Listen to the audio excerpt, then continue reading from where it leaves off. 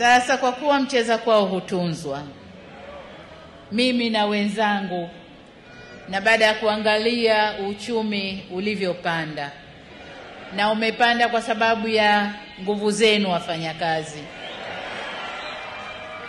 ninayo furaha ya kuwatangazia kwamba katika kuzidi kuleta ustawi kwa wafanyakazi, mwaka huu serikali itaongeza kima cha chini cha mshahara kwa watumishi wa umma kwa asilimia 35.1.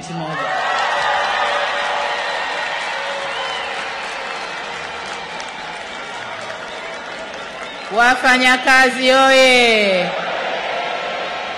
Mshikamano, solidarity.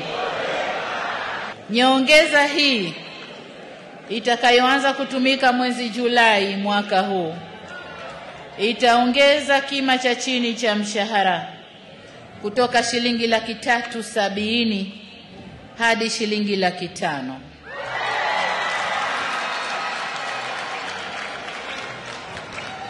Ngazi nyingine za mshahara nazo zitapanda kwa kiwango kizuri jinsi bajeti inavyoturuhusu. Lakini nataka niwaambie nyongeza nzuri ipo.